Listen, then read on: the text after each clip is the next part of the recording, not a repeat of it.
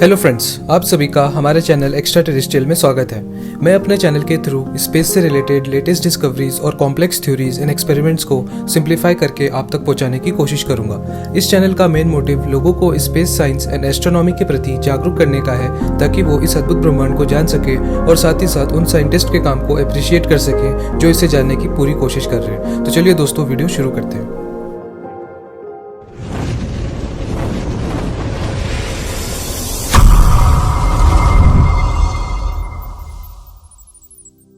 Welcome back guys. तो आज का हमारा टॉपिक है the most detailed map of the Milky Way, और ये टॉपिक काफ़ी ही ज़्यादा रिसेंट है।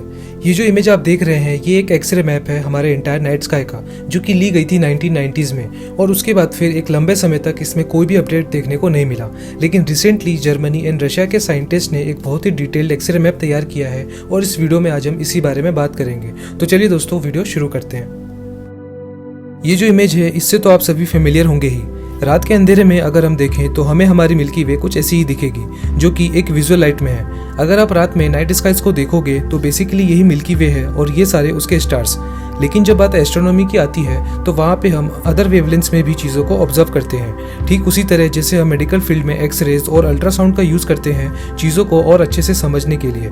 इसीलिए वीडियो को आगे जाने से पहले मैं आपको वेव स्पेक्ट्रम के बारे में एक हल्का सा आइडिया दे देता हूँ, ताकि नॉन साइंटिफिक बैकग्राउंड वाले लोग भी इसे अच्छे से समझ सकें। दोस्तों, कोई भी ऑब्जेक्ट अगर एनर्जी प्रोड्यूस करता है तो वो रेडिएशन भी प्रोड्यूस करेगा, और ये रेडिएशंस मिलके बनी होती हैं इलेक्ट्रोमैग्नेटिक वेव से। जैसे स्टार्स या कोई भी हॉट ऑब्जेक्ट्स रेडिएशन प्रोड्यूस करते हैं तो उनमें से इलेक्ट्रोमैग्नेटिक वेव्स रिलीज होती हैं। लिविंग ऑब्जेक्ट्स भी एनर्जी प्रोड्यूस करते हैं और उनमें से भी वेव्स रिलीज होती हैं। ये जो रेडिएशंस होती हैं, ये वेव्स के फॉर्म में ट्रैवल करती हैं। जैसा कि आप डायग्राम में देख ही रहे हैं, सभी वेव्स की अपनी अपनी फ्रीक्वेंसी होती है। जिस इलेक्ट्रोमैग्नेटिक वेव्स की फ्रीक्वेंसी ज़्यादा होगी, उसकी एनर्जी भी उतनी ज़्यादा होगी। जैसे यहाँ पे सबसे कम फ्रीक्वेंसी रेडियो वेव्स की होती है, फिर आती है माइक्रोवेव्स, जो कि हम सेलफोन्स, रेडार्स और माइक्रो ओवन में यूज़ करते हैं। फिर आती है इंफ्रारेड लाइट, जैसे हमारी सन और जितने भी लिविंग क्रिएचर्स हैं और बाकी सभी गर्म वस्तु इंफ्रारेड वेव्स प्रोड्यूस करते हैं। इंफ्रारेड को हम देख नहीं सकते, पर उससे निकलने वाली हीट को हम ज़रूर फील कर सकते हैं। फिर आती है विजिबल लाइट, जिनकी फ्रीक्वेंसी और एनर्जी इन दोनों वेव से और ज़्यादा होती है। पूरे इलेक्ट्रोमैग्नेटिक वेव स्पेक्ट्रम में सिर्फ हम इन्हीं वेव्स को देख सकते हैं, इसीलिए इन्हें विजिबल वेव भी कहते हैं। फिर आती है अल्ट्रावायलेट वेव्स, जो और ज़्यादा फ्रीक्वेंसीज और एनर्जीज की होती हैं। फिर एक्सरेज आती हैं, जो कि और ज़्यादा एनर्जेटिक होती हैं और इसीलिए सॉफ्ट टिश्यू को पेनिट्रेट कर जाती हैं। फिर आती हैं गामा रेज, जो कि इन सबसे ज़्यादा एनर्जेटिक होती हैं। तो मैंने आपको एक बेसिक आइडिया दे दिया है इलेक्ट्रोमैग्नेटिक वेव्स का। तो अब हम अपने टॉपिक को कंटिन्यू करते हैं। अगर आप इंफ्रारेड वेव्स में इस यूनिवर्स की इमेज लोगे तो आपको ये कुछ ऐसा दिखेगा, जो कि मोस्टली बनी है स्मॉलर स्टार से, जैसे रेड ड्वार्फ्स और उन स्टार से जो कि गैलेक्सी में बहुत ही कॉमन है। Infrared lights low energy objects produce करते हैं, जैसे हमारे प्लैनेट्स। क्या आप जानते हैं कि इस वक्त आप और मैं भी इंफ्रारेड लाइट प्रोड्यूस कर रहे हैं? खैर, अगर हम फ्रीक्वेंसी के और नीचे जाएं तो हमें माइक्रोवेव फ्रीक्वेंसी तक आ जाएंगे, और इस माइक्रोवेव मैप में हमें और कुछ नई चीज़ें देखने को मिलेंगी। और एक फैक्ट जो यहाँ पे मैं ऐड करना चाहता हूँ कि अगर हम इस यूनिवर्स में कहीं भी देखें, चाहे वो कोई वॉइड यानी कि खाली जगह ही क्यों ना हो, तो भी हमें माइक्रोवेव्स मिलेंगी ही मिलेंगी। और ये सबसे बड़ा एविडेंस है इस बिग बैंग थ्योरी का, जिसे हम किसी और वीडियो में डिस्कस करेंगे। एनीवेज, अगर हम फ्रीक्वेंसी के और नीचे जाएं तो हम रेडियो वेव्स में आ जाएंगे, जिसमें हमें गैलेक्सीज का एक अलग ही वर्जन दिखेगा और काफ़ी अलग चीज़ें भी। जैसे ये जो आप देख रहे हैं, ये हमें किसी और वेवलेंथ में नहीं दिखेगी, और ये है सिनिस्टर गैलेक्सी। और आप देख ही सकते हैं कि हमारी मिल्की वे गैलेक्सी भी बहुत ही अलग दिख रही है। सो रेडियो वेव्स में हम और भी काफ़ी नए ऑब्जेक्ट्स डिस्कवर कर सकते हैं, जैसे वेरी पावरफुल गैलेक्सीज और इंटरेस्टिंग पल्सार्स। लेकिन अगर हम और हायर एनर्जीज को देखना चाहें, जो कि हमारे आंखों की देखने की क्षमता से भी ज़्यादा है, मतलब विजिबल लाइट की एनर्जी से भी ज़्यादा है, जैसे गामा रेस और एक्स रेस, तो हम एक अलग ही दुनिया को देखेंगे।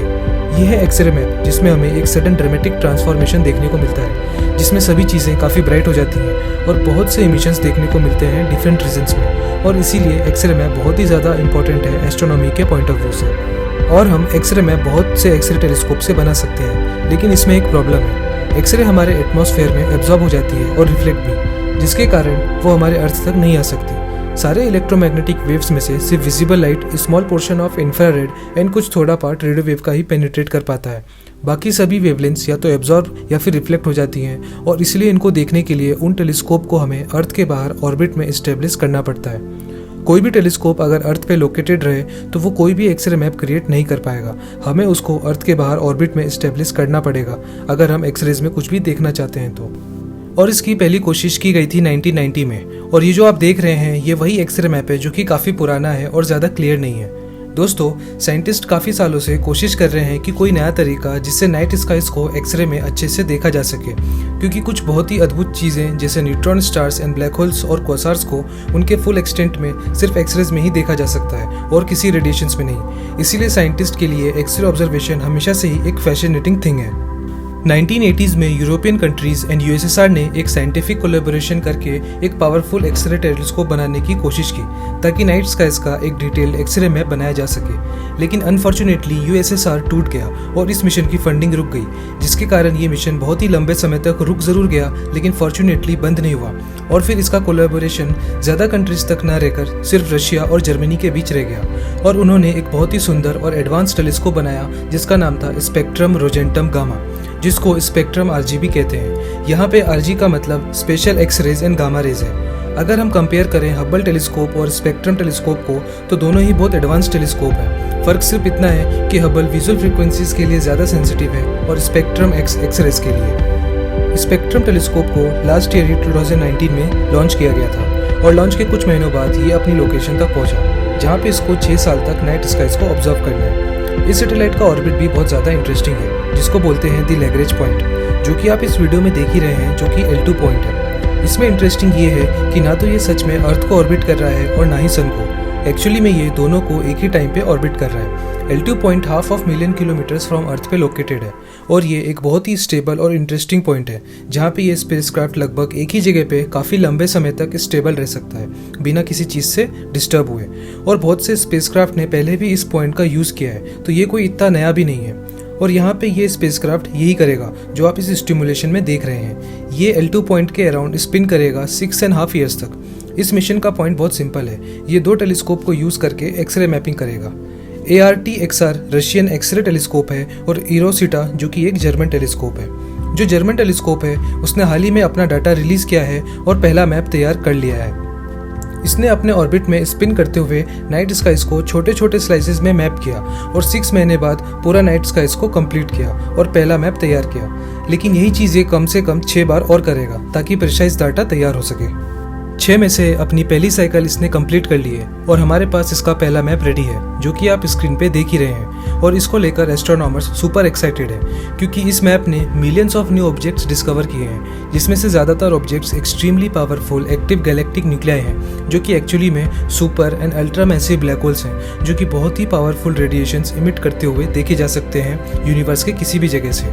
और वास्ट मेजॉरिटी ऑफ ऑब्जेक्ट्स में से 77% यही है। अगर आप नाइट स्काइज को एक्सरे में देखोगे तो most of the bright points जो आपको दिखेंगे वो कोई स्टार्स नहीं, एक्चुअली में सुपर मैसिव ब्लैक होल्स होंगे जो कि हमसे बहुत ही ज़्यादा दूर है। जो स्टार्स हमको दिखते हैं उनसे भी कई गुना ज़्यादा दूर। कहने का मतलब ये है कि अगर हम नाइट स्काइज को रात में देखें तो हमें वो कुछ ऐसा दिखेगा और ये जो ब्राइट लाइट्स हैं वो स्टार्स हैं। लेकिन अगर हम यही चीज़ एक्सरे में देखें तो ये जितने भी ब्राइट लाइट्स दिख रहे हैं उनमें से एक्चुअली 77% ब्लैक होल है। कितना इंटरेस्टिंग है ये कि जिस ब्लैक होल से विजिबल लाइट पास नहीं हो सकती और जिसको हम देख नहीं सकते, अगर एक्सरे से देखें तो जैसे हमें विजुअल लाइट में स्टार्स दिखते हैं नाइट स्काइज में, उसी तरह एक्सरेज में हमें ब्लैक होल्स दिखेंगे। इस एक्सरे इमिशन ने हमको ये बताया कि ये जो इनविजिबल पावरफुल जाइंट्स हैं जो कि ब्लैक होल्स हैं, ये बहुत ही पावरफुल जेट्स इमिट कर रहे हैं जो कि पॉइंटेड है हमारी ही तरफ। और जो दूसरे 2% डिस्कवरीज हैं वो बहुत लार्ज और मैसिव सुपर क्लस्टर्स हैं जो कि तब फॉर्म होते हैं जब गैलेक्सीज काफ़ी क्लोज आ जाती है और एक लार्ज शेप फॉर्म करने लगती है। और इस क्लस्टर्स में 12 से लेकर 100 या 1000 गैलेक्सीज तक भी हो सकती है। और जब ये एक दूसरे से इंटरेक्ट करने लगती हैं तब बहुत सी एनर्जी क्रिएट होने लगती है जो कि इस एक्सरे मैप में विजिबल हो जाती है। और यही साइंटिस्ट के ऑब्जर्व किया जो कि 2% डिटेक्ट की गई है इस मैप में अब तक।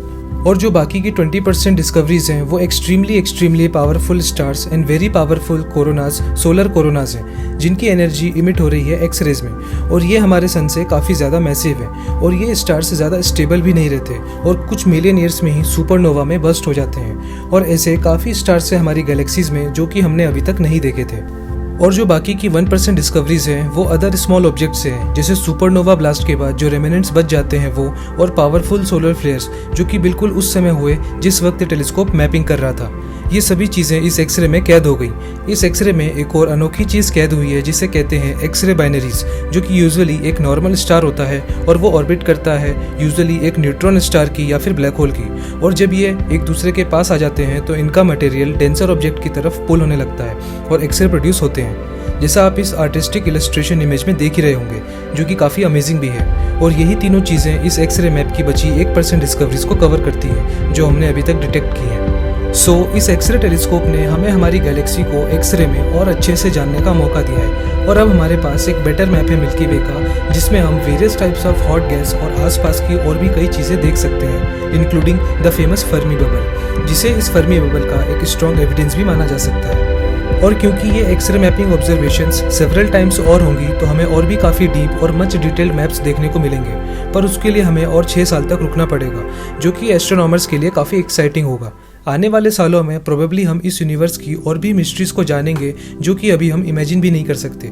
ये एक्सरे मैपिंग हमें अलाउ करेगी कुछ बहुत ही रेयर और एक्जॉटिक फेनोमेनन्स को देखने में जो कि अर्थ से पॉसिबल नहीं है, और अगर हम लकी हुए तो शायद हम एक एक्चुअल ब्लैक होल और न्यूट्रॉन स्टार के कोलिजन को रियल टाइम में होते हुए देख सकेंगे और उन सभी एक्सरे रेडिएशंस को डिटेक्ट कर सकेंगे जो कि उस इवेंट से रिलीज हुए होंगे। सुनने में ही कितना एक्साइटिंग है। इस मिशन का जो सेकेंड सर्वे है वो कुछ ही महीनों दूर है और कंप्लीट हो जाएगा 2020 के एंड तक, और तब हमारा ये मैप और भी ज़्यादा इंप्रूव हो जाएगा।